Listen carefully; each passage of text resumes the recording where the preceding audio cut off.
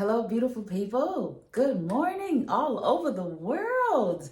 How are you guys? Welcome to my channel. This is your girl, Mommy So True. Hey, you guys. Welcome back to my channel, to my survivors, my lovely thrivers out there. You guys, I am here to share a moment of silence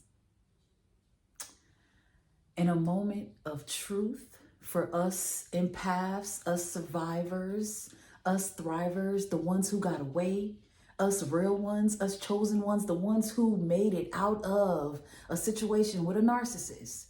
You guys, this is a bittersweet video for me to make. Unfortunately, we have lost a very big icon, a very big testimony. To me, she is one of the most public testimonials and survivor of narcissistic abuse, Tina Turner. You guys, Tina Turner passed away yesterday at the age of 83 years old. For what reason, I am unsure. If you know, please drop a comment. I would love to know, what caused it. I know she had a lot of sicknesses and a lot of health problems, and, it was just maybe her time. Tina Turner has such a powerful story. And for us survivors, those of us who have been in narcissistically abusive relationships, you guys, Tina Turner is our witness that thriving is the way to go, that walking away is the best decision you could ever make, because you literally save your life and you literally allow more time to live some type of a happy life, some type of a joyful life before you leave the earth. I am not going to sit here and break down the whole story of Tina Turner and Ike Turner. A lot of y'all know about it. There's so many videos on YouTube. I'm going to insert a few clips in here that I think y'all will be interested in seeing. That same person that threw you in a pit, left you somewhere to rot away, will end up spending the rest of their life in destructive guilt because you did nothing to deserve what they did to you. You did absolutely nothing for them to hurt you the way that they did. So they will not be able to move forward in life and be happy on the inside. So many people give narcissists a lot of power by doubting the fact that because they've done so much dirt, there is no good karma for them. But this is the absolute truth. Ike Turner is a perfect example of a narcissist. As he aged, he self-destruct all the way to the point where he died because of a drug overdose. Not too many people who are very happy is sitting there getting high on cocaine all day long. Most drug addicts are very deeply miserable. And if you know the story of Ike Turner, he was sexually molested by older women growing up. He had a lot of sexual trauma growing up. And his trauma is the main reason why he was so narcissistic. We all know what he did. We watched him love bomb Tina, get her into this music world, made her think that he was, her knight in shining armor. He was amazing to her in the beginning, only to reel her into his toxic lifestyle, his toxic love cycle, his toxic world. He was not good for her. Before she became Tina Turner, she was definitely a musician. She was already headed towards her life destiny. He did not stop her destiny, but he came along the way with chaos. So much chaos, so much drama, so much pain that it led her into sickness. She suffered a stroke. She had, I think, internal cancer. Just a lot of things. She had, one of her kidneys were failing. I mean, it's just, she went through a lot emotionally, physically. She went through a lot behind closed doors that we all still don't know about. She is the prime example of a survivor of narcissistic abuse, because eventually she went through all of that, but eventually she walked away. She walked away just like so many of you survivors out there. You dealt with the narcissist for so long, 20 years, 30 years, 10 years, even more than that. But eventually the end of the road came. When you woke up one day and you chose yourself, you woke up one day and you said, I can't do this anymore. I won't. I don't have it in me. I cannot submit myself to this evil person in my life. You are no good for me. You're killing me physically. My health is literally deteriorating. Tina suffered a lot in the hands of Ike. It wasn't until she took her power and walked away that she encountered real love in her life. By the time she was 50, she had met somebody well qualified for her, but she was so hurt and so broken, she turned him down twice. She turned his proposal down twice. She did not marry that man maybe about 5 to 10 years after he attempted to propose to her, because of her brokenness, because of her trauma, because of her needing the time to heal, because of her putting herself on Do Not Disturb after the hell she went through with Ike. Tina Turner was an amazing person, a strong woman.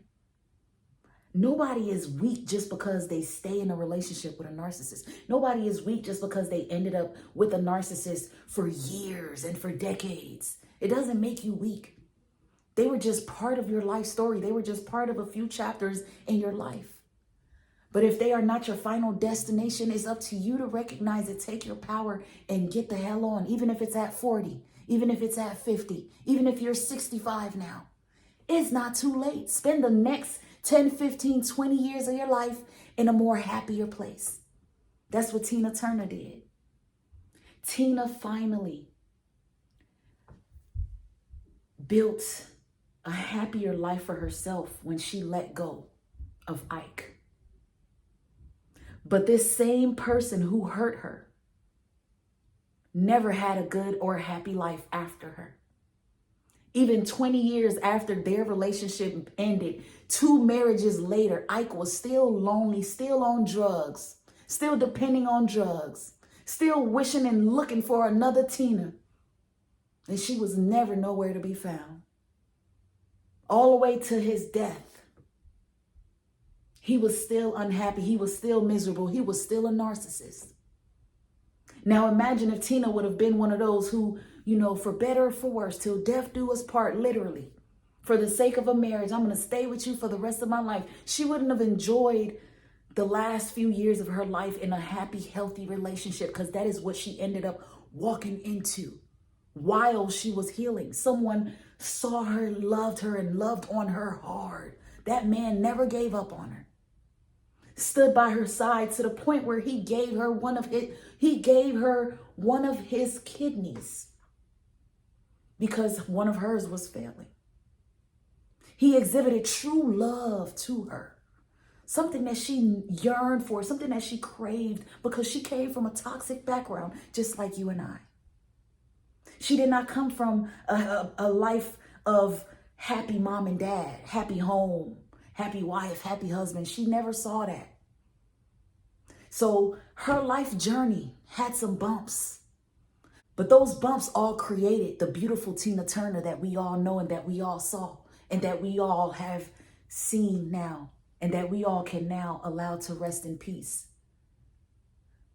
She was always solid. He never changed that about her. Even after the abuse, she was still loving. She was still finding ways to smile. She had to get surgery on her face multiple times because this man literally punched her face in.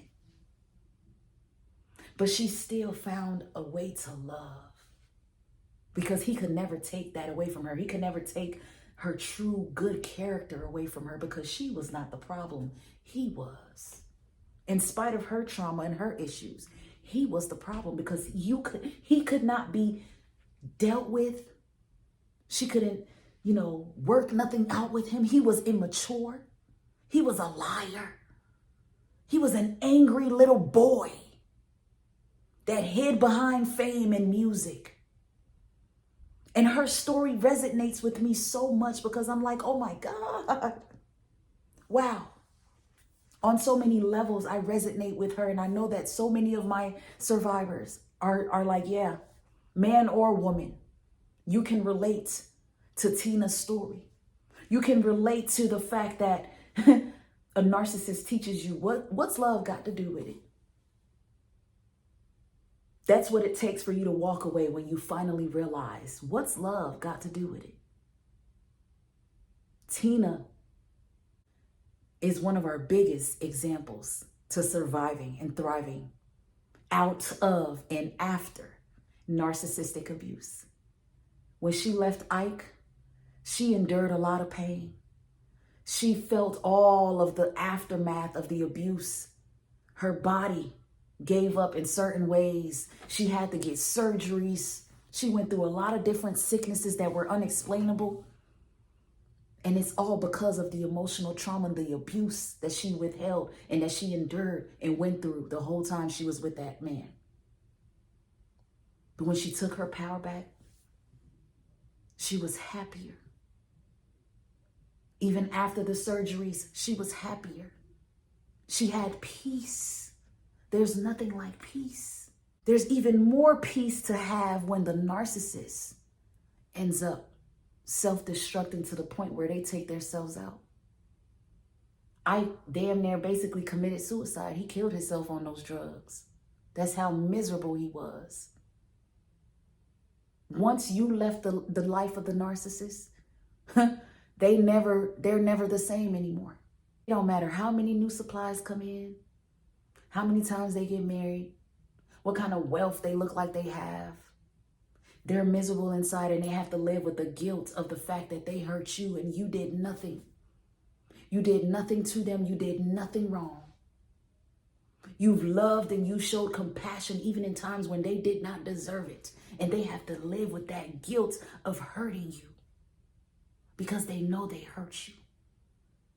He know he caused this woman to get cancer. He know he caused this woman to have all of these sicknesses. He know he caused her to not want to trust and fall in love ever again. He know he broke her. He broke her spirit. He knew that because he knew that she trusted in him. He knew that she loved him. And the guilt of that pain of regret is real for a narcissist. They cannot run from it. They age with it. Especially those of you who were in a spousal relationship with a narcissist. That person that hurt you is not getting away clean. They can't. It's unfortunate. Whether you want it to happen or not, they can't and they won't. They've been so cruel and so wicked and so evil. And it's hard to accept that on the inside. It's hard to live with that. It's hard to sleep with how evil you've been to someone who you've had children with, someone who you've laid and had baby after baby after baby with, someone who you've walked into a church and made vows to God with. Turn around and betray him, turn around and lie to him.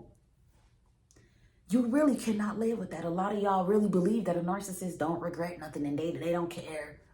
They're moving on. No. They are guilty and shameful. And they have to force themselves to move on because of that feeling. It hurts to be that guilty. So I got to find somebody to try to be in love with and move on with so I don't have to face my guilt. But they cannot run from it because God sees it all. God knows it all. That's why the best thing you can do while you're still alive on this earth is survive it, get out of it, run away from it, and thrive in your life, move on. Allow a more healthy love to come in. Allow somebody new to come in and show you love. Move on, it's okay. And if you don't want to move on, just focus on loving yourself and just thriving in your own world, focusing on your peace. It is so important. It's been taken away from you for all this time. I just want to show you a glimpse of Tina's life after leaving, after walking away. After going no contact, probably. I don't know. But she definitely chose herself. And eventually love came. She manifested everything that she wanted, everything she deserved, everything that she, treasured.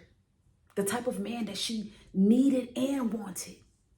It came.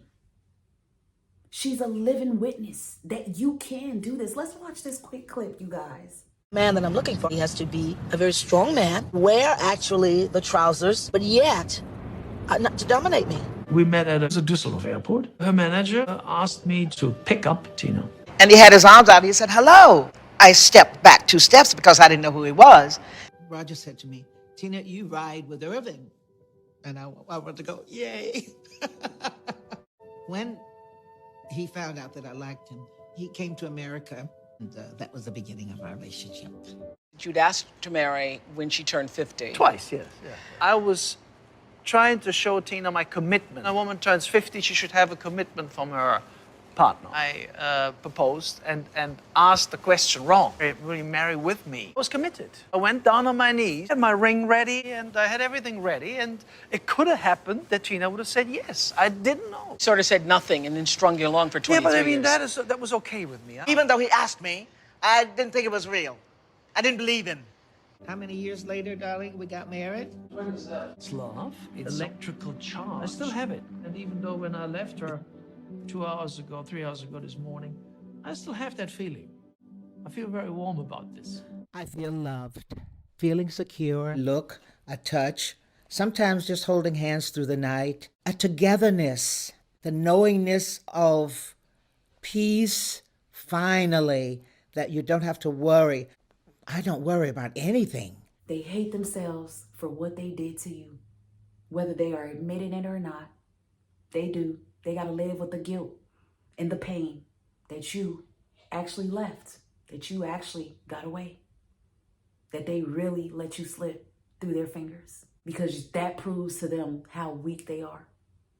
That proves to them how much they really cannot handle a relationship. That proves to them how unworthy they really are in so many aspects.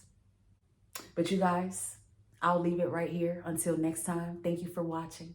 If you're new here, make sure to subscribe. Hit that notification bell so you don't miss my weekly videos. Until next time, guys.